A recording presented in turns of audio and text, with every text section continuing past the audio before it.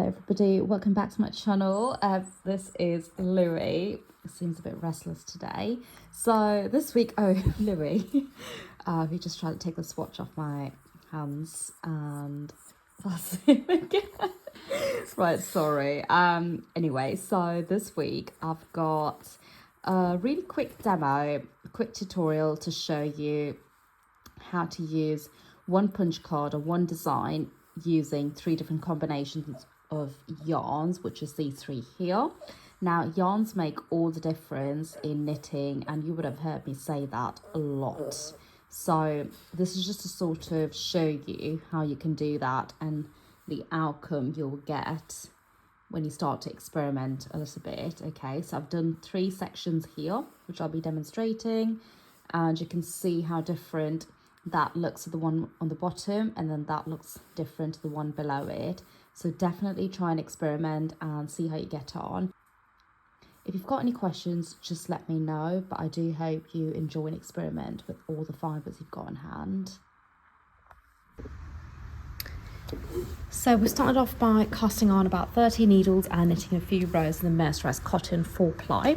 Okay, so the punch card I'm using for this demo is number 3, and I've got this with a silver reed machine. So it's got 3 stitches punched for 4 rows, and then a single that's not punched. Okay, so 3 in 1 and 3 in 1. Now it's a very basic punch card. You can just replicate the design on a new punch card if you want, or just grab one online. Okay, so the purpose of this demo is not to show you how to use a punch card. It's solely to show you how to use a one design or one punch card using 3 different yarns, okay, or 3 different combinations of yarn, just to sort of demonstrate to you how much difference it makes when you swap fibers around. So the first part, we're going to be doing the same yarn in 2 different colors, which is the mercerized cotton.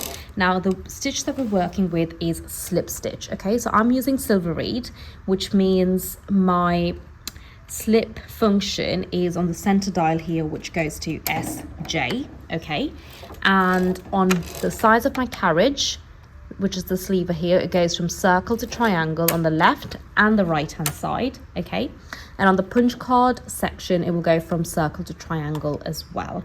If you're using a brother, it will be the part buttons. Okay, you can just find this information online. If you're unsure, just comment below and I will get back to you. Okay, so the way we're working with this is we're knitting 2 rows in one color and 2 rows in another, so a total of 4 rows, 2 in one and 2 in another.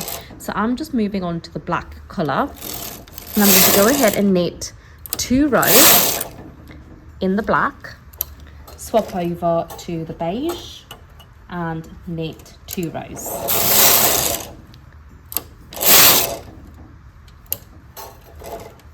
And then I'm just going to continue doing this until I've got a good amount knitted. Okay, so you can actually have a look as to how it's going to work out.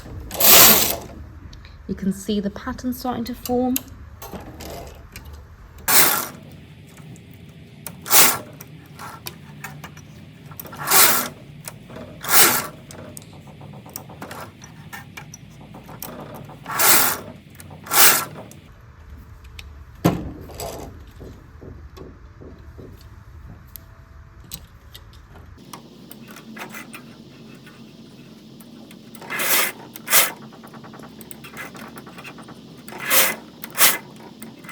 Right, so I'm going to leave it right there, and I'm just going to do a few plain knitted rows in the black. Okay, now in order to go back to normal knit, you've got to deselect all of your cams that you've selected.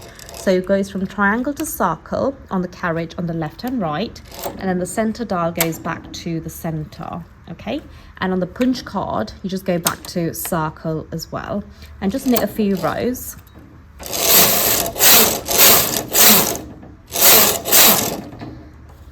Like so.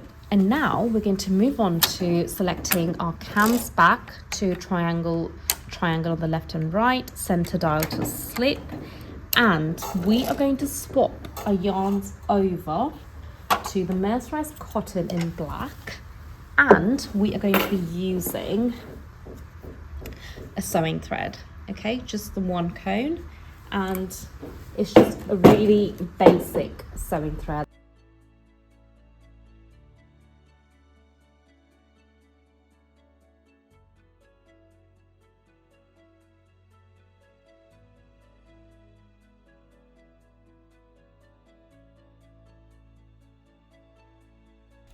Now the sewing thread gives you a very see-through effect. Now you can also use a really fine yarn to get a similar sort of outcome. So I would definitely encourage you to experiment and use contrasting yarns to get a very balanced swatch, as opposed to using too thick yarns as we did in the first part of the demo. And finally, our last combination is mercerized cotton and elastic yarn. Now I have used this in another demo and it is absolutely amazing because it comes out nothing like the punch card or any of the patterns that we've done in this demo, which is the bottom two combinations. So definitely encourage you to try this out and see what outcome you get depending on the punch card you use, because it is absolutely fun and it can also give you a completely different design to what you expect it to be. So I hope you enjoyed that. If you've got any questions, let me know, and I will see you next week. Bye.